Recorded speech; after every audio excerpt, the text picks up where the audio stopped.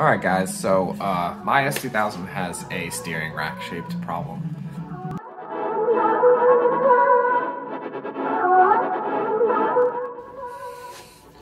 Alright guys, so what we have here is an S2000 steering rack, which is not cheap and not easy to find, and they don't carry them at AutoZone or Advance or O'Reilly's or most of the local places, and if they do, it's extremely expensive. I think the only one I was able to find was online. I found one on Napa for about $1,600. So I went and bought one on eBay for about $400, and it's actually in good shape.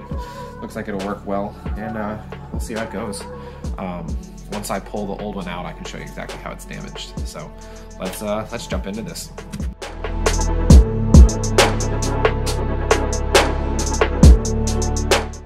All right, so the first thing I did, take the strut tower bar off and remove the air box.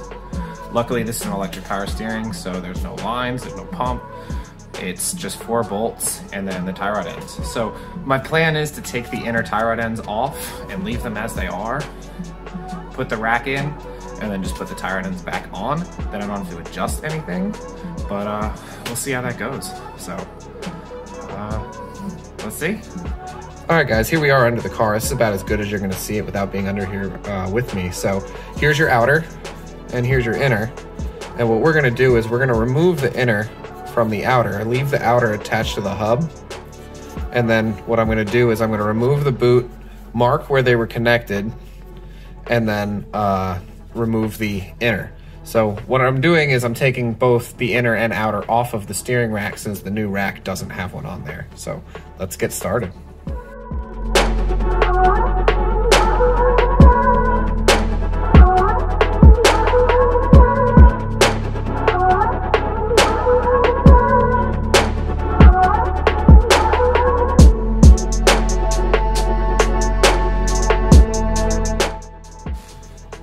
Alright guys, so here's one of my old inner tie rod ends that when I replaced it, that's when I found the bad steering rack.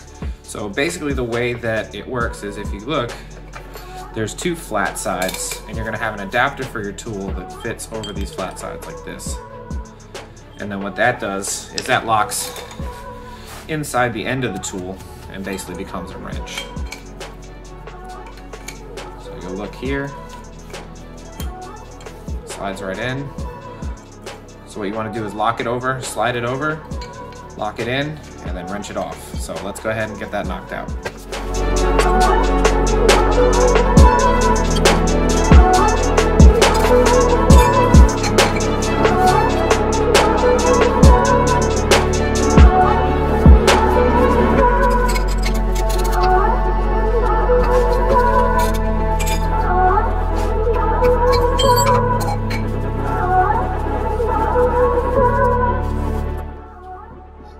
Now that we have our tie rod ends off, we have our steering rack ready to come out.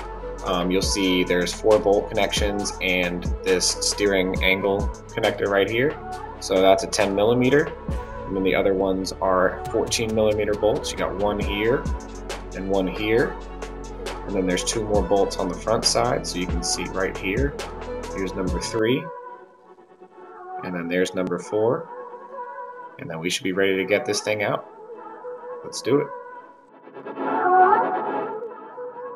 So here's the new steering rack. As you can see, everything's good, everything's straight, and here's the old one. It's just not good or straight.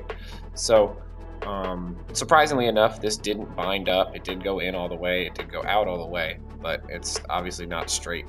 So other than that, not much to it. You got your 4 bolts, and then you got 2 connectors, one for the power steering and one for the steering angle.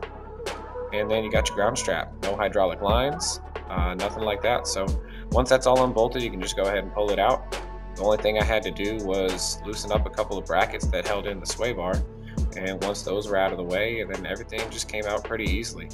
The only other connection was the steering input from the steering column, and that was about it. So we're now under the car here. You can see the 2 17 millimeter bolts that hold up that bracket, and then same thing on the other side, another set of 17s. So once those are out, had plenty of room, everything just kind of came right out.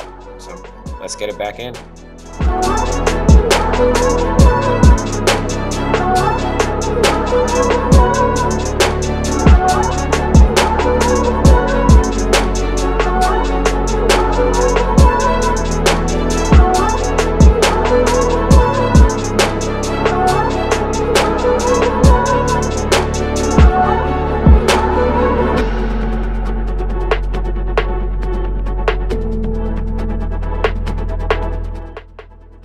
once your rack is in place, you may need to use like a hammer or something to tap it in, but your steering input shaft should line up right here with this groove. Once that's lined up, go ahead and drop your bolt in.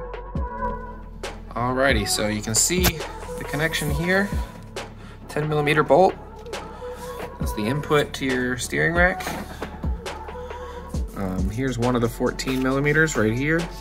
And then down here, I can't really see it, but here's your ground strap right there.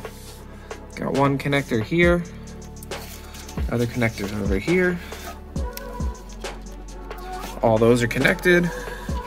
Your other 14, and then you got two other 14s, one here in the front, and one here on the other front, and then your sway bars back up.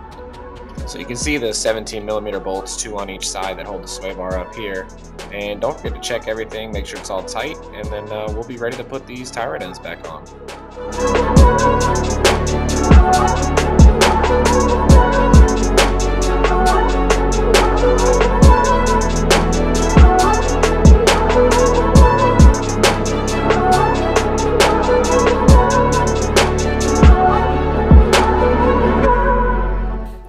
Alright guys, that should pretty much wrap it up for this video.